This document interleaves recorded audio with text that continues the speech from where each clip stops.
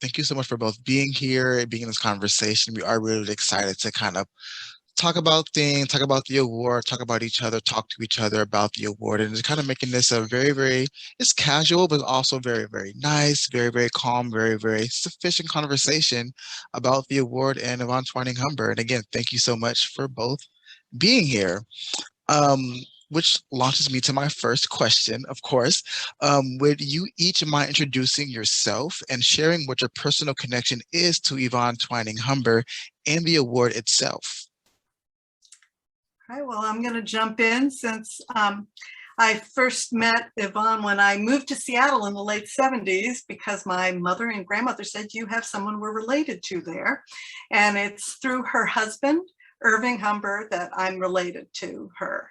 And over the years, I didn't see her much for for a decade or so. And then as she began to age, I kind of got brought into the picture a little differently. And because I also worked in the arts, I think that provided some opportunities to connect. And she first asked me to participate in her life in various ways when she had trouble with anything with galleries at a certain point. And so that was how we started to connect. And then as she got ready to move out of her home in Magnolia, where she'd lived since the 40s, I was able to be of some assistance to her. And then when she moved to a retirement community, at that point, she was told she needed to have someone to help her with her affairs.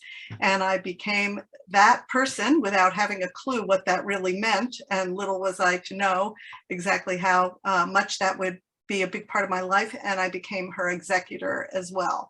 And so that became a way that I was very much hoping that in her final years that she would have a way to stay connected to the arts community, that she had been so invested in her life as an artist, and that helped to be able to work with Artist Trust while she was still alive to create this award. Thank you so much. Norie, how do you know about this award and also your connection to Yvonne Twining Humber herself? So I was an award recipient in 2013, and I did not ever have the pleasure of meeting Yvonne because our paths never really crossed. Although I have known Claudia for a number of years and have always admired what Claudia has been doing. So of course, I thought that anything that Claudia is involved in, it would be a good thing just to be part of that. But I have been an artist in Seattle. I've lived here since 1972, so it's quite a long time. And I have made a living as an artist, more or less, or in the arts in some way, since I graduated from graduate school at the University of Washington. And I have been really lucky in many ways because I have been able to contribute to the community in a lot of ways through the work that I've done with various nonprofit organizations such as Andor in the 70s and COCA and a lot of other endeavors. But also I have kind of had the opportunity to work in public art for quite a while as well, and to be able to do projects in a variety of different cities around the country. So that has been really a great kind of learning experience, a lifelong learning experience as an artist, to be able to contribute to the world in a lot of different ways beyond just the making of art, and really believe in the value of the life of an artist has to give to a community. It's not just a selfish thing that we do for ourselves. And I think that what Yvonne was doing, even though she was probably not as active in the community, I think what her mission or her focus was in this award, and with the prompting of Claudia too, is to really say, what could I leave as a legacy beyond my artwork and beyond what I've done as an artist? And I think she's really an amazing example of that. You know, I think it's interesting. I mean, I was pleased that Norie would be part of this conversation, just because I've known Norie, it's probably close to 40 years, but also because I think in a way, Norie's experience as an artist and Yvonne's experience are also show the difference of different time periods. We have to remember, Yvonne was born in 1907. So she was alive for most of the 20th century and into the 21st century. And the world she grew up in was very different. And the opportunities that were available to her were very different than what were available, but also Norie was able to navigate in some different ways. And I think one of the things that I just would like to always keep in mind in a conversation like this, or any conversation about Yvonne, was that she was first and foremost an artist, and would want to be remembered as an artist. She was an artist fully in all her intent, but she was more of an accidental philanthropist. It was not what she had intended to do.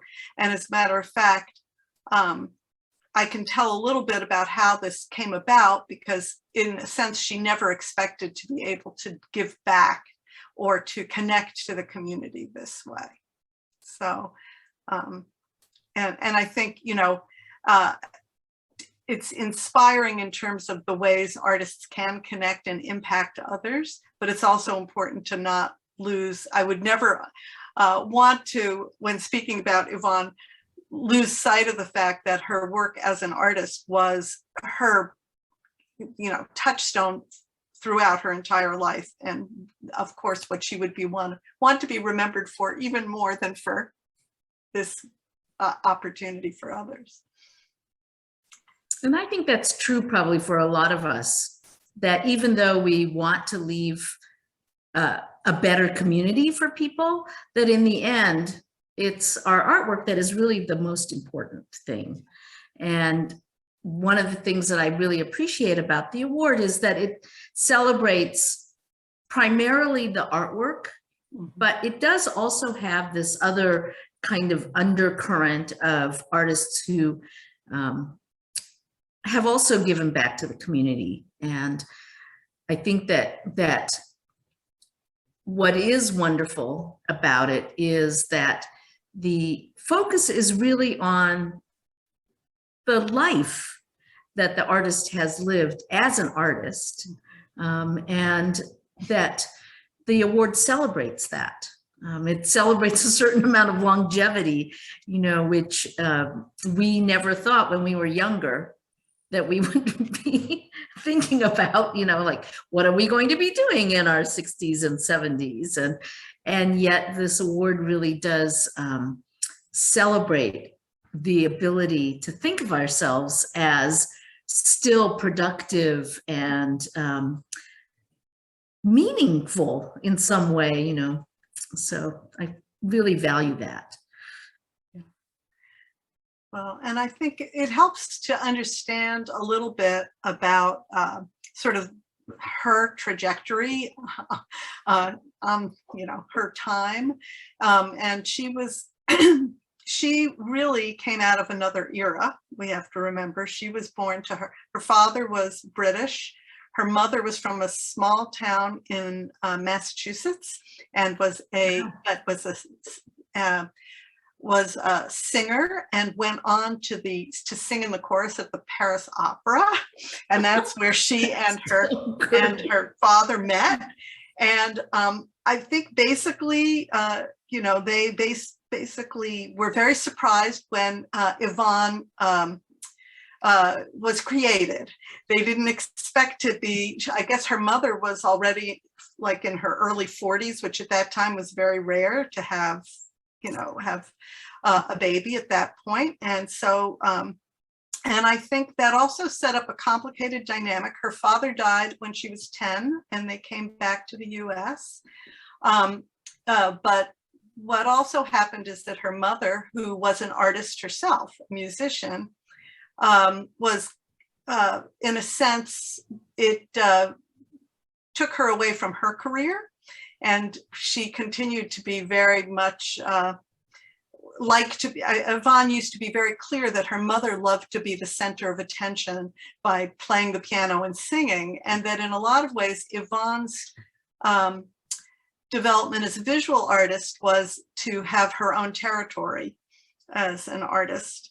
And clearly she had a lot of capability. They had a rather, I think, pretty eccentric life in many ways, which we don't have time to get into in lots of detail. But I think the important thing to, kind of keep in mind and that shaped her life was that a mother and daughter without means were in a difficult situation.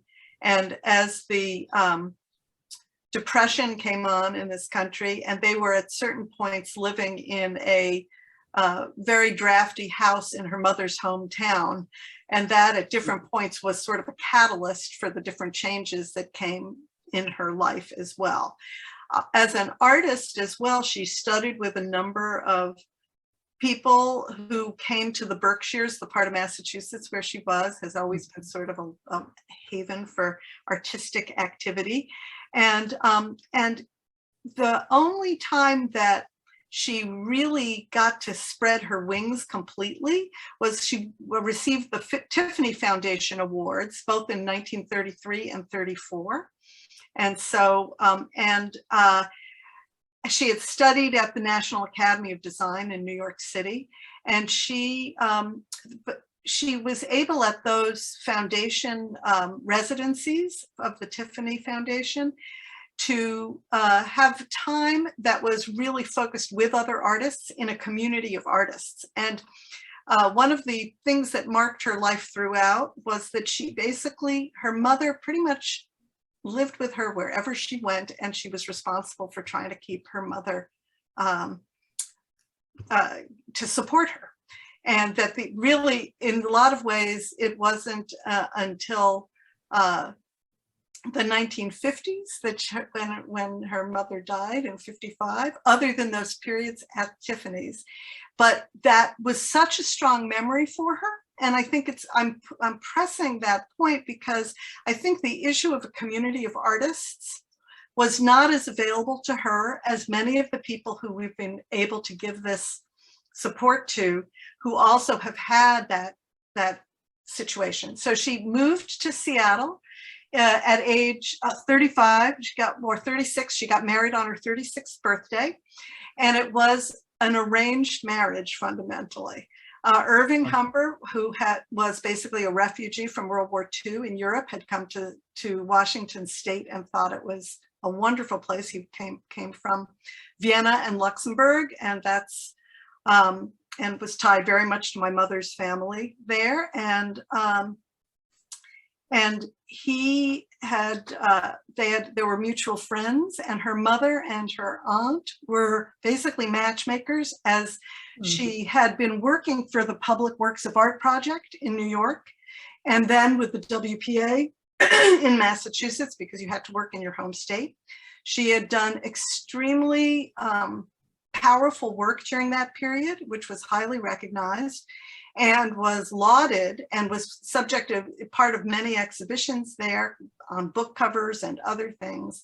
But when the works WPA came to an end, she basically could not get any gallery to take her work and to represent her.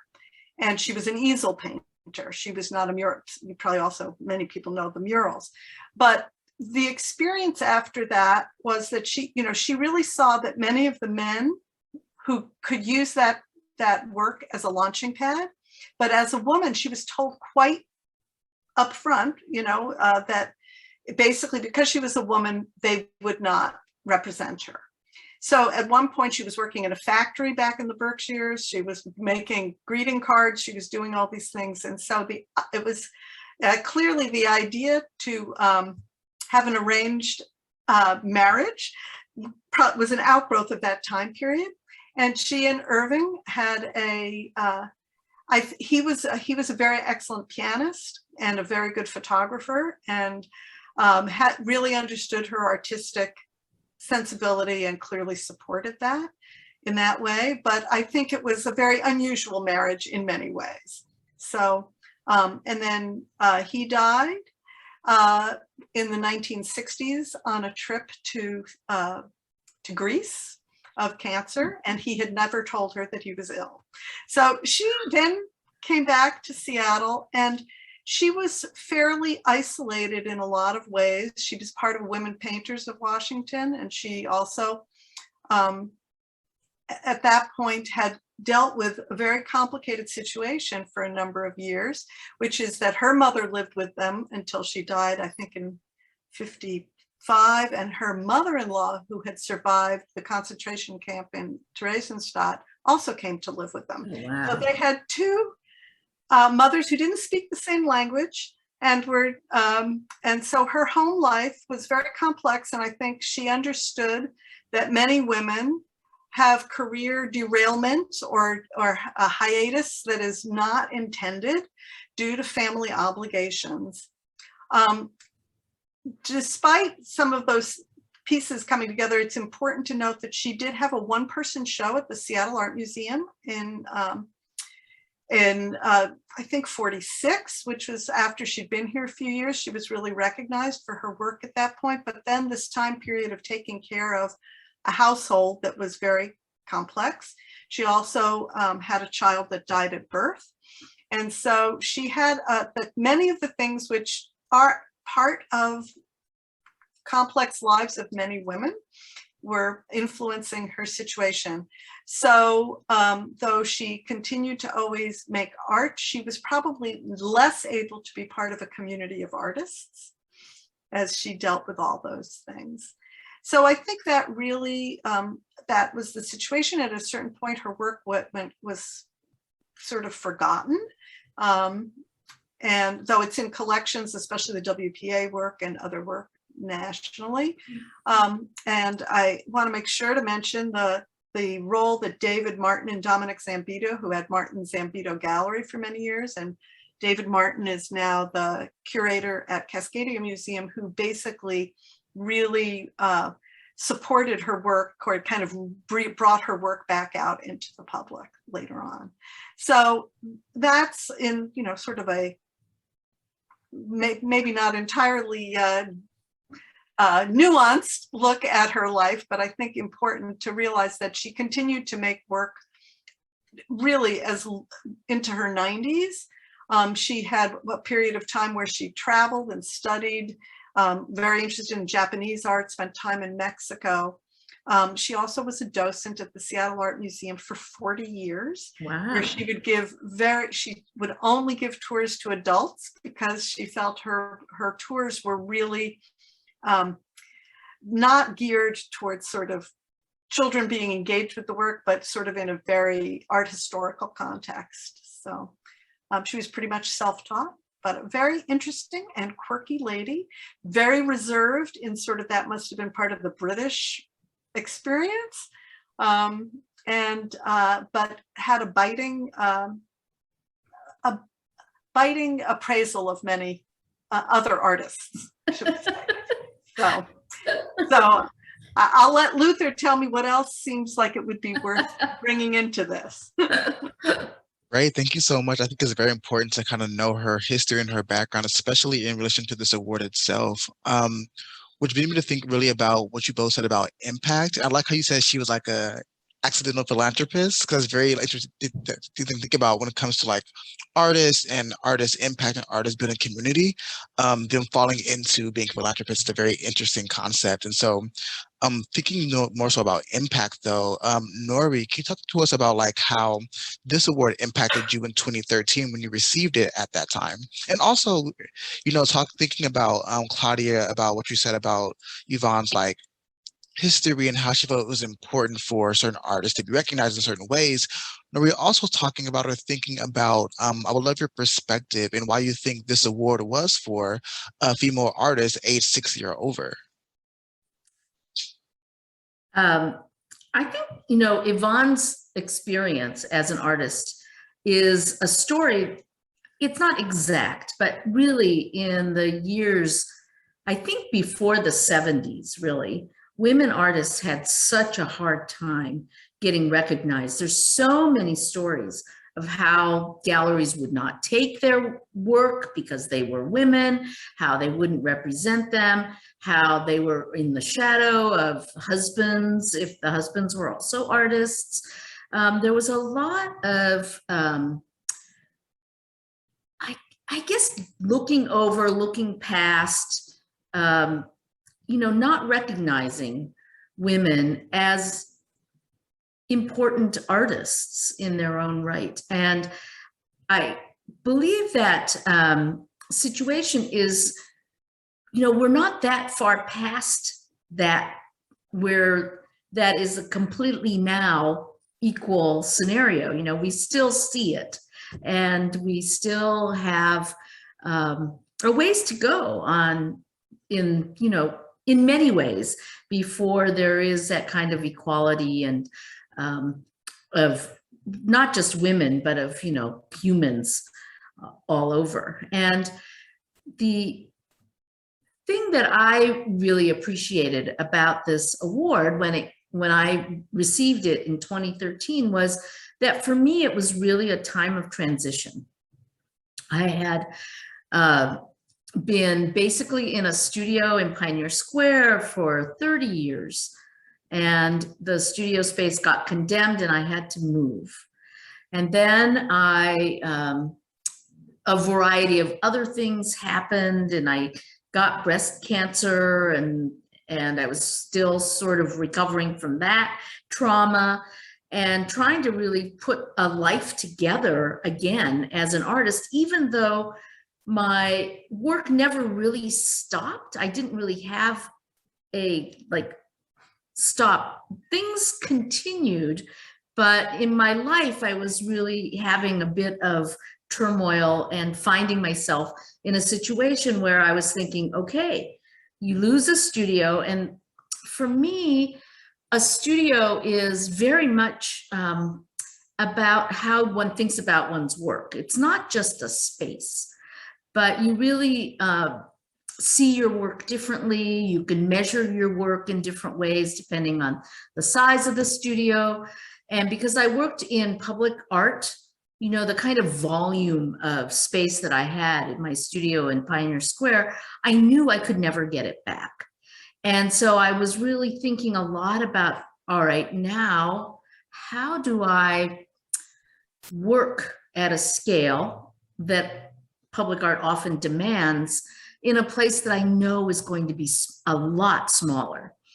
And how do I kind of figure all that out? And I was in the process of designing and building my studio when happily the award was awarded to me. And, you know, a studio is quite expensive to make.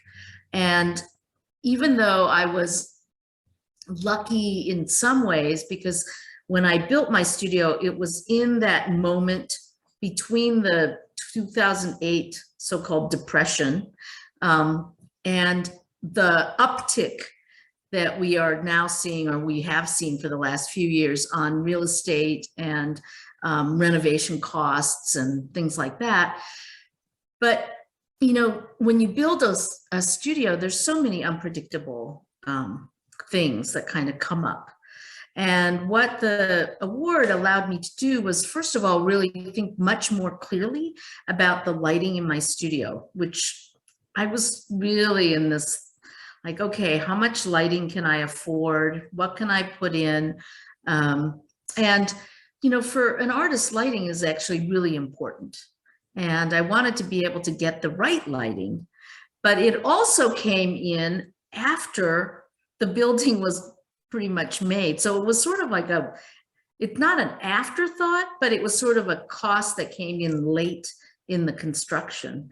And so between the kind of transition and thinking about space, the award really kind of relieved me of anxiety of what my space would be like, and allowed to pay for me to pay for some of those things that I wanted, but I wasn't sure I could afford, because I had spent all my money during, like just enclosing the studio and putting up the walls, and allowed me to think too about what the space would be like and how I would use it, and how I could continue to think about things that are large and be able to work large, even though my studio was probably 1/3 the size of the studio in Pioneer Square. So, it was just a really, for me, such an important moment in terms of what the award allowed me to do. But what I think is also really important is that this whole idea of awarding women, older women, is really, really very important, because one of the things that I had begun to notice is that the older I got, the more invisible I became. And, there's something really tragic. I shouldn't say tragic, but it is really heartbreaking in some ways for us women, I think, because not only are we aging, but now no one is paying attention to us. All of a sudden, any kind of attention we might have gotten in our earlier years, not happening. In Seattle, there was a little bit of turmoil with galleries, and I lost my gallery because the gallerist basically quit having her gallery. I joined another gallery, they also quit. And so then I didn't really have an opportunity at that point either to find another gallery, because it was just so complicated, and galleries were not that were reluctant to take on older artists. And so, all these things are kind of colliding in our lives at that point. So it was super great to be able to get a bit of recognition and be able to say, hey, look, I am still here. Don't forget about me.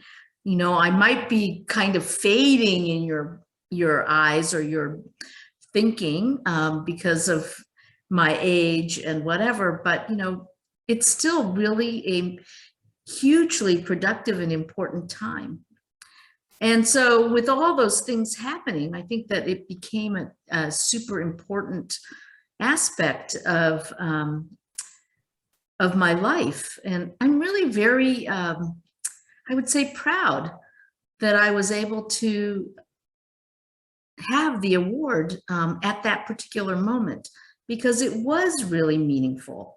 And, you just can't predict when these moments are going to occur. And you don't know when it's going to be an especially, valuable moment or not. But now with this kind of looking back on this award after, I guess it's 8 years now, I can see how valuable it really was. So.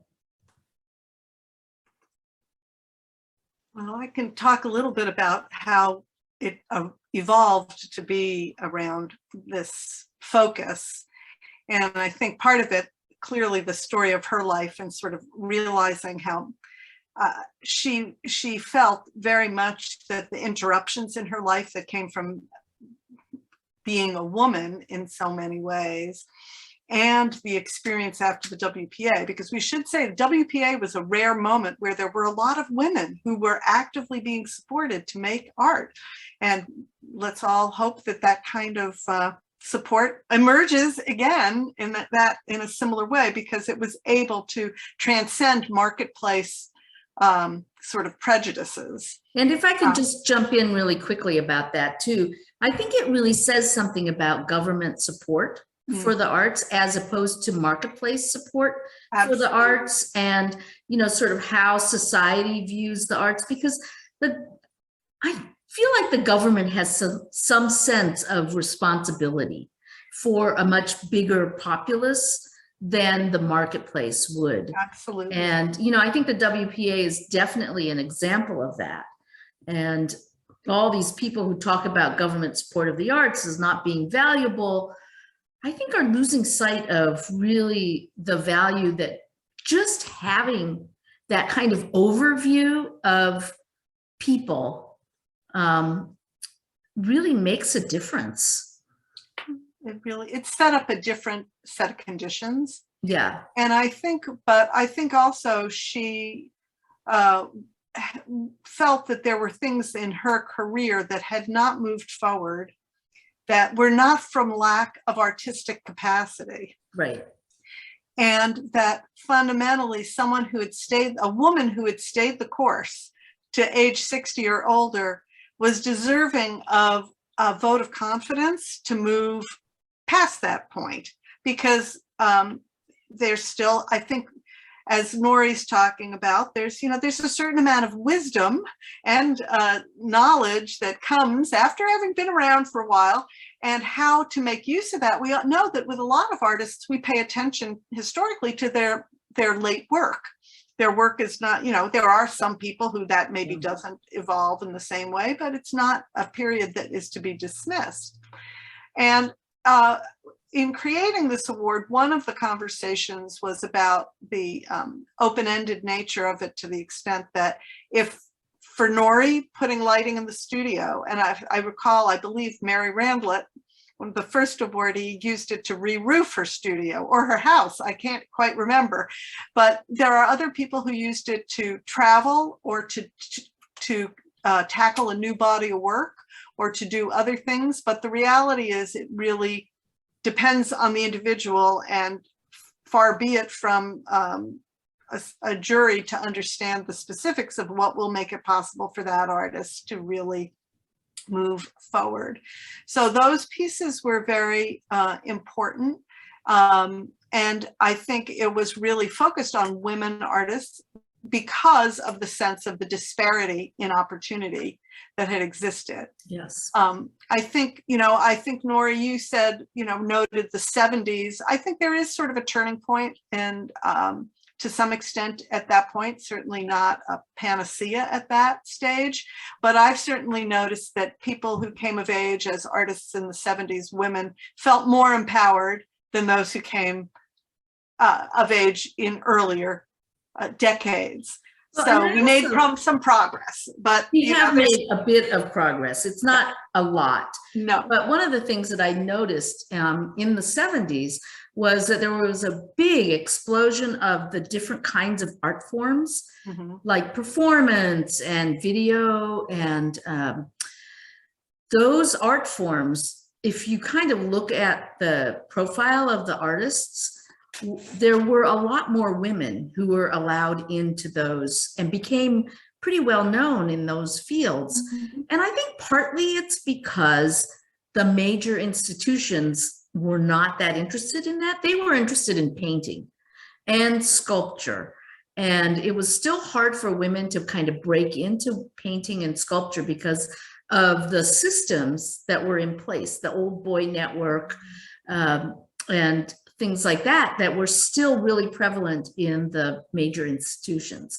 But video and performance and public art, for instance, they were all relatively new forms. And the men hadn't really gotten hold of the system yet. It was still a little bit more open. And so there was a little bit more equality, I think, because of that. And I think for Yvonne, we have to remember she kind of was not in that. Right, we can talk about the 70s because it's an era we relate to, but she really was coming out of a place where, when she went to New York City to study, she stayed at a place called the Three Arts Club, which was specifically for female artists, visual and performing artists, because to live alone, unchaperoned in the 20s and 30s in New York City meant a very different set of things than what it meant in the 70s. Right. So we have to remember how much that the kind of the constraints of the time played into that. And I think it's kind of interesting, you know, since this, you know, we constructed this award in a way that, and it permitted Yvonne to be at the first few times that it was awarded, she was alive and able to attend. But I think, you know, now we've continued to try to think about how this award should reflect all kinds of changing dimensions. I think it's interesting because now I noticed in the questions that we sent, we talked about, you know, the female identified artists within this. I think we have to be upfront about the fact that I think she would have been baffled by some of that potentially, you know, which doesn't mean that we can't help her memory move forward with in this way, but that certainly was, she was thinking very specifically of the issues that constrained, you know, traditional gender roles. And I think it's important that we not forget that that's really not that long ago. I mean, women only got the vote, and you know, when she was, you know, she was a young person. So it's really kind of I try to remember that she really was very thinking in ways that were considered outside the box for her time, even though if we look back, we might think it was relatively conservative. Right. I think it's true. I mean, we really have to think about how the times influence so much of what we do. For instance, you know, I had a child in my early 40s, and it could have been really a problem for me because I was doing a lot of public art in other cities. And to be able to travel to these places required either that I took a child along with me, which made it very difficult for having meetings and stuff like that, or somehow, you know, trying to figure that whole scenario out. And I think this is a sign of how the society was changing, is that my husband became a stay-at-home dad. And because he was a stay-at-home dad, and I was the so-called breadwinner or whatever, I was given a fair amount of freedom to travel. Now, it was really difficult still when my child was young, and I did have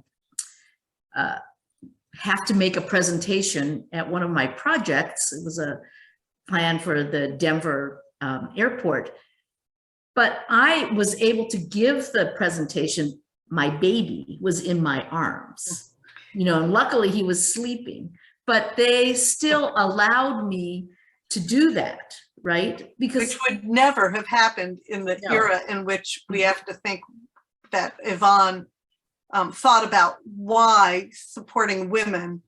Yes. And I think no matter what, the concern that she was attending to with this was about that sort of interruptions that tend to be for the people who have traditionally ended up in the caregiver roles for all kinds of things at various stages. And I think it's an acknowledgement of that, but also that artists who persevere deserve encouragement, whether they're in the market limelight or not. And that's part of what that really was about. Yes, and the constraints still exist. You know, I make it sound like it was really easy, but it wasn't that easy. And, you know, there were times I just had to, you know, figure out how to have my child, even though I'm trying to give an interview or whatever.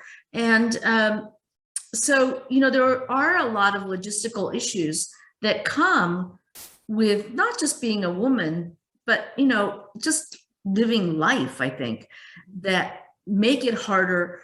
And because we are women and the expectations are different, I would say still different, that it's an issue. And then, you know, if you add the other thing of being an Asian woman as opposed to a white woman, that adds another whole different layer of complications, I think, to how we are perceived or how we can kind of move in the world or move ahead in the world. And so even though Yvonne wasn't really thinking necessarily about ethnic differences and, you know, the kind of differentials there are depending on our race or ethnic identity or gender identity or whatever, the complications, it's very layered, I guess you could say, in terms of the obligations. But I still do think it's different being a, you know, female or a woman.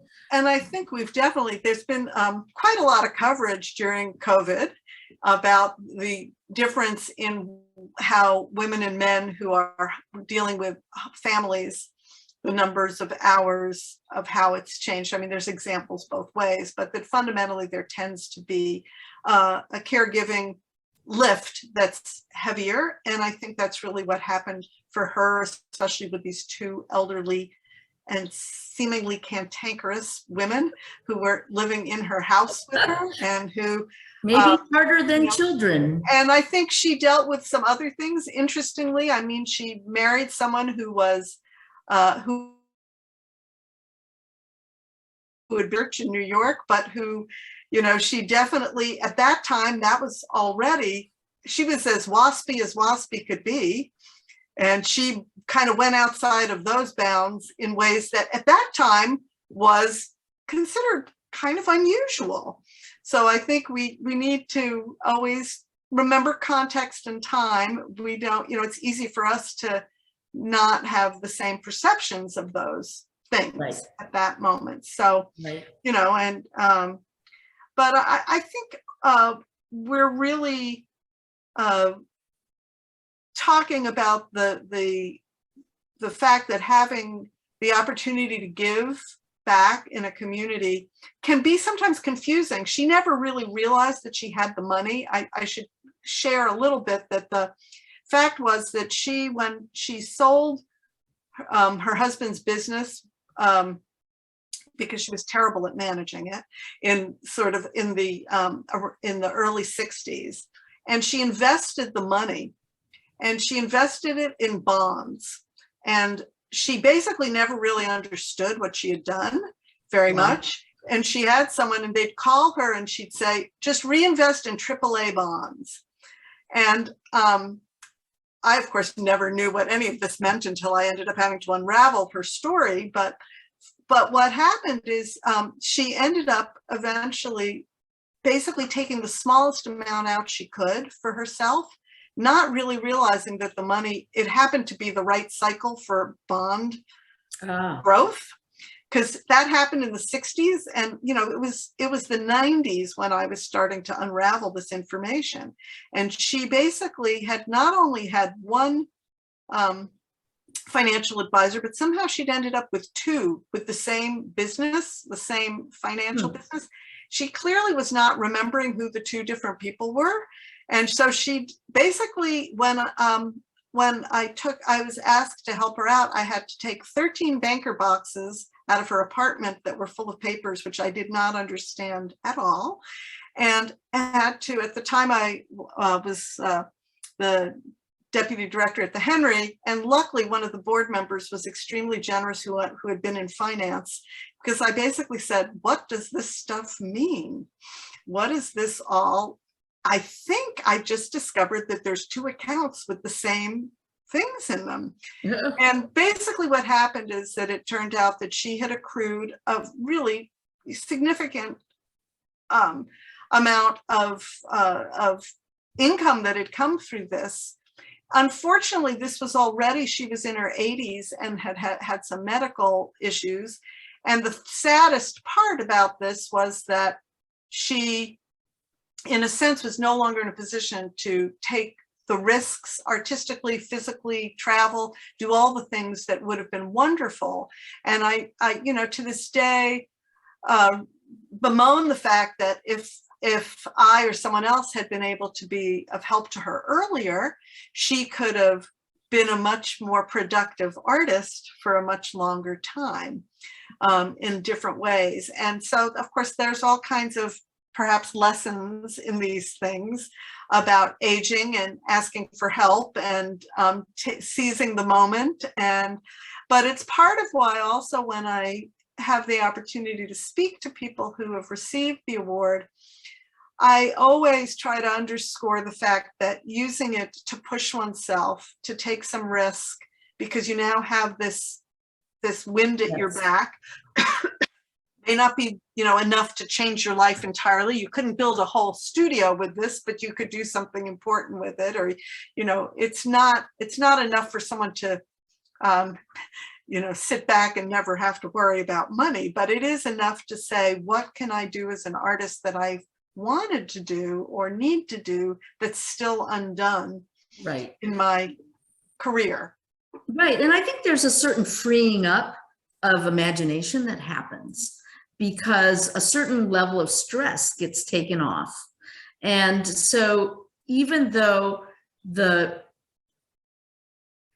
I guess you could say that the money might have done one thing, it actually has done many things that goes way beyond the actual, dollar amount, because it's freed up so many things and so many ways of thinking, the way one thinks about, one's, I guess, work, one's life.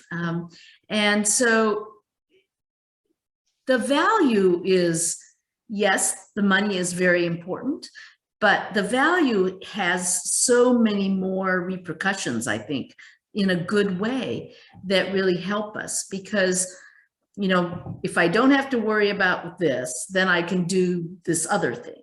And then that might would lead to something else. And that whole kind of way things happen, it's amazing how just the smallest things can make things really move ahead.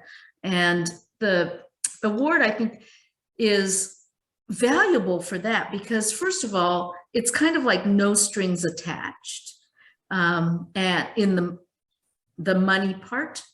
But also there's this kind of feeling of being celebrated and being looked at and being having people say, oh yeah, her work, that is really immeasurably valuable, I think. And the award does that. And, and it's funny because I always say, well, I was celebrated for being an old lady, basically. And, that's like the worst thing to want to be.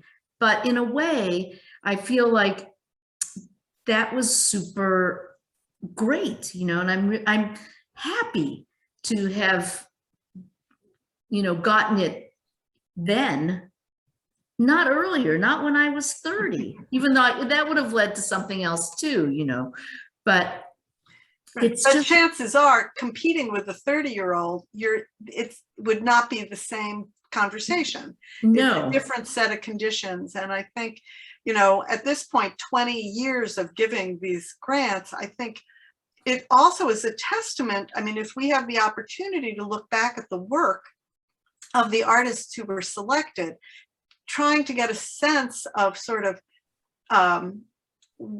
the changing attention to different types of work reflects the juries as well. But fundamentally, what an array of very different work of the artists who were selected.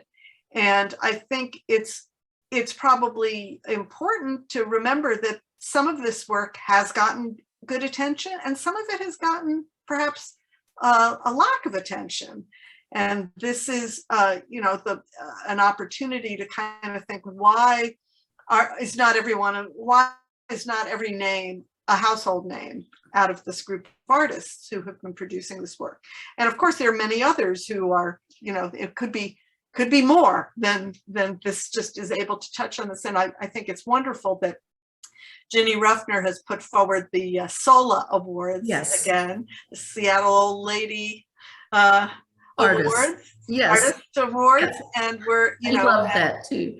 And so I think part of it is, I really applaud the kind of stance that these awards represent about claiming older age, maturity in women artists as being an incredibly, celebratory moment. And hopefully we're continuing to pay attention to those things. And the other thing is that I really hope that this award, which is really comes from an artist to other artists, inspires others who are in a position to do so to give back to their fellow artists. Yes. And that's really to use the same creativity as is gone into the artistic work, to think about how you could probably create this sort of beneficial hand-to-hand off of resources and kind of expand the capacities in that. Right. And it's interesting because I was a panelist in, I guess, 2019, and just by seeing the trajectory of who was awarded at what time, and thinking about that, and then thinking about our time, and so many deserving artists, really. And as a panelist, it was really difficult to kind of figure out who should be awarded, because there just are a lot of artists who are deserving. And even in any given year, and in the dynamic of the panel, you realize that there were at least 10 artists probably that I could have that were in the kind of pool, that any one of them, I would have been so happy if they had been awarded.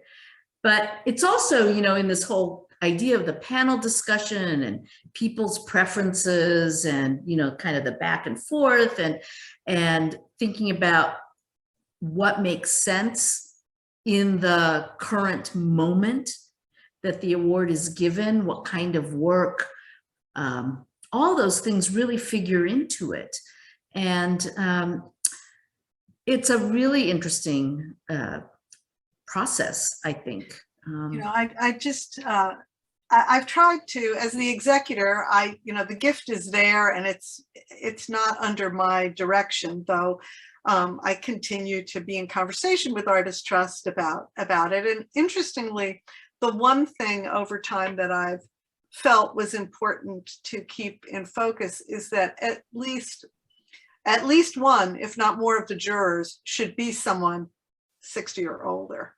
And that part of that is because I think now that I'm 60 or older, I realized, because I wasn't when we created this award, and I think it just was very abstract to me. But the fact is that there are certain things that the perspective, you want that to come into the decision making about what the journey someone's taken. It can be in conversation with people who are not at that point in their life, but it's important to have people who can speak to that issue on the jury as well. Yes, and I think we have, as an older person, and as a person, I have watched the Seattle art world change and shift over 40 years or more, actually, since the 70s, right? Which is 30 plus 20, 50 years, which is shocking, really. But, and over the years, you kind of see what things are happening in the art world, and what things are important and what things are not important, which things start kind of coming up and become more visible at certain moments, and other times not. And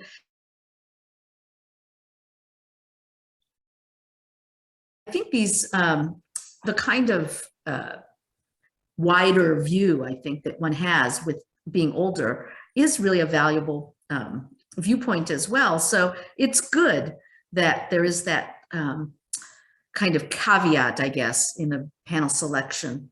They don't all have to be older women, but at least one definitely should be, because that experience is really also part of the award. Understanding what that experience is and being able to kind of look at artists from that viewpoint is really quite valuable, I think. Well, Yeah, thank you for all of this. We're winding down time, but you both talked about the past of Yvonne Twining Humber, the past of just arts in general and the art world in general, how it developed both for artists, but also for women in particular, and how that relates to their lives as women throughout the decades. We talked about how art, of course, not the same thing as it was in the 20s or in the 70s or even now in today as we're speaking. And so that's really, really important, I think, to talk about and think about how art has really changed and maneuvered over all of these decades. And more specifically for women, right? And how that is a big part of history for this award in particular, but also in the history of art, right? And so I want to end really with the future, because we haven't talked about the future really at all. So I want to end with the future, and that'd be kind of like a kind of moment, right? And so my question for both of you is, what are your hopes for artists in this demographics for the future, both for art and also for the award in particular? Gee, I wish I could see into the future. But one thing I'm really happy to see is that it is the 20th year. This longevity of the award is really fantastic. And that there is the opportunity that it continues on gives me a lot of kind of pleasure in thinking about it and thinking that it is not a static thing, that it can reflect a lot of different aspects of the art world and the changes and maybe not the changes. I think that it's a really good touchstone, I guess, is the fact that it has lasted so long, and that, well, 20 years maybe isn't that long, but still it's notable because artists need support at any time of their lives. And just the fact that we're older doesn't mean we don't need it still. And there are a lot of awards that kind of look to the younger emerging artists and help them because they need help, of course. And somehow the mid to later years are kind of forgotten in that the art world's quest for the new and the exciting and the change and all these things. And one of the things that I see in the future that I think is great for my point of view is that there is a certain kind of through line that still is going on with this award. And that I think is something that I hope will continue.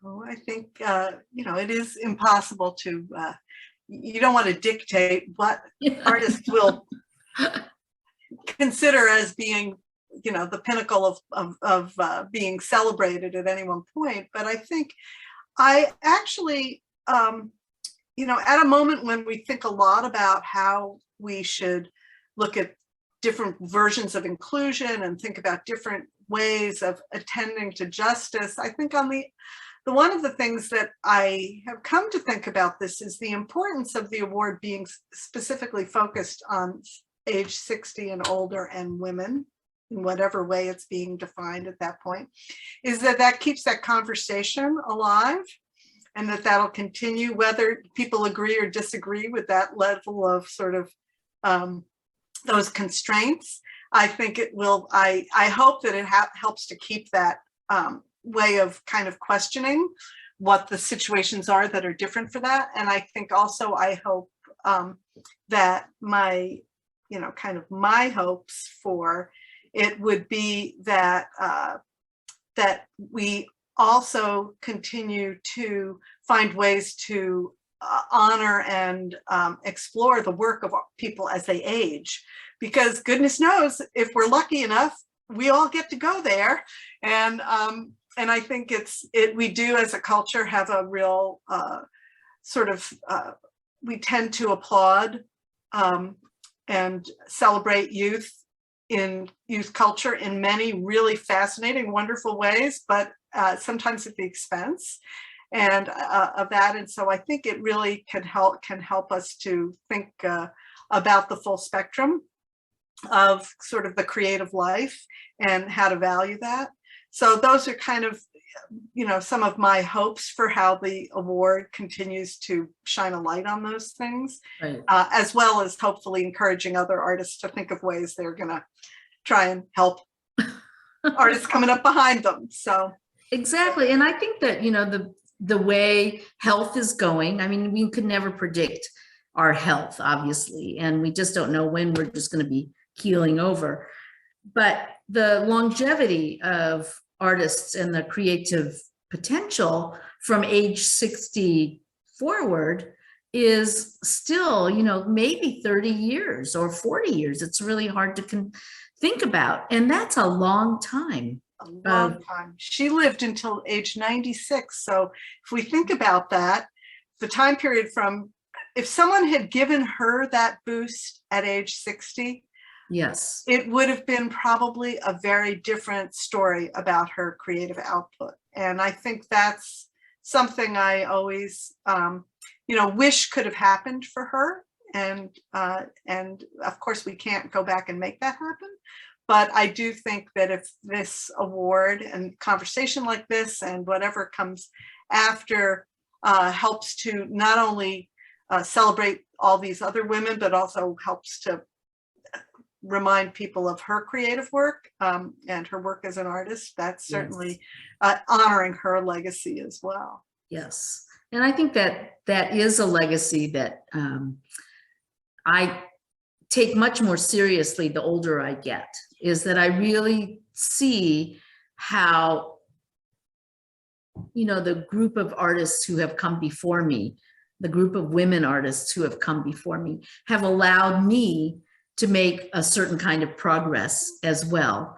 And that we're not out there doing it by ourselves. You know, this is really is, we're with the people who came before us, we're with the people who are coming after us, but also who's here now. And that kind of recognition of the community at large is really, I think, something that I think about a lot more the older I get, actually, because I realize it a little bit more. I see it and I think about it. So. Well, thank you both so much for this lovely conversation. I learned a lot. I'm sure whoever watches this is going to learn a lot themselves. Thank you again, and congratulations on 20 years of Twining Humber, both to you, Claudia, as you know, one of the administrators of the award, and to you, Norie, for just being part of the community and also being a recipient and a panelist for the award. But yeah, thank you so much. Whatever. And thank you to Artist Trust for doing Yes. such a fine job trying to keep this award along in the range of all the different ways of supporting artists and giving it its due as well. So thank Yes. you, Luther, for bringing us together to have this conversation.